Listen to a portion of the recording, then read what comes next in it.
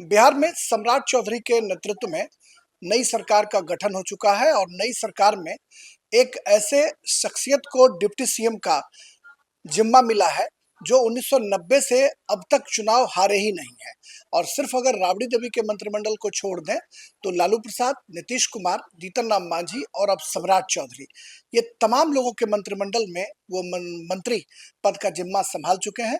जी हाँ, हम बात कर रहे हैं विजेंद्र प्रसाद यादव, जो समाजवादी धड़े के अब आखिरी कड़ी जो है वो साबित हो रहे हैं और उन्होंने डॉक्टर लोहिया की विरासत को भी आगे बढ़ाने की कोशिश की है। विजेंद्र बाबू हमारे साथ बातचीत के लिए मौजूद हैं। कैसा रहा सुपौल के एक छोटे से जगह से ये डिप्टी सीएम तक का सफर, कैसा रहा ये सफर?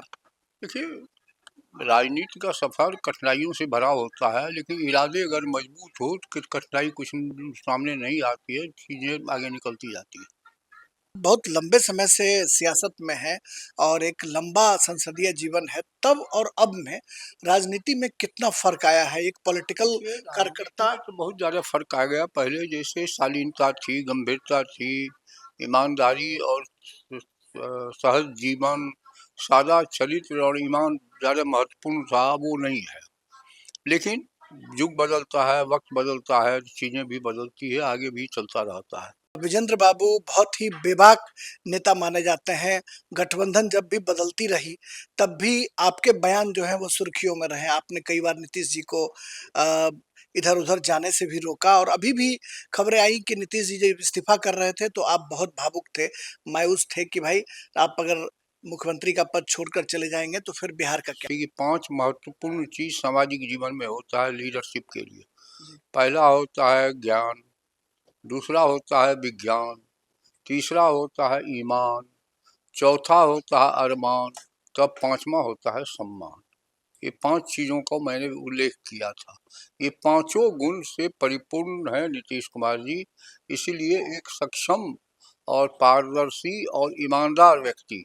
अब नए मुख्यमंत्री के नेतृत्व में आप काम करेंगे, कितनी अपेक्षाएं हैं, किस तरीके से, क्या रोड मैप होगा? मेहनत से श्री नीतीश कुमार जी ने जो रोड मैप तैयार किया है 20 से 25 में जो मॉडल है, उस मॉडल को ईमानदारी पूर्वक हम लोग लागू करेंगे। महिला आरक्षण पर क्या प्रतिक्रिया है? ये महिला आरक्षण तो होना ही चाहिए।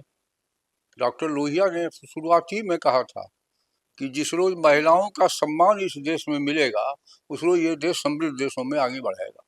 क्योंकि आधी आबादी को आप असम्मानित करके, उपेक्षा करके, उनको बरगला करके और गुलाम बना करके आप समृद्धि नहीं ला सकते हैं। डॉक्टर लोहिया कहा करते थे कि आधी आबादी को जब तक सम्मान नहीं मिलेगा तब तक यह देश सुरक्षित नहीं हो सकता। यह कहना है बिहार के नवनियुक्त डिप्टी सीएम विजेंद्र प्रसाद यादव का, जो डीडी न्यूज से खास बातचीत कर रहे थे। कैमरामैन प्रिंस के साथ राजेश राज, डीडी न्यूज, पटना, बिहार।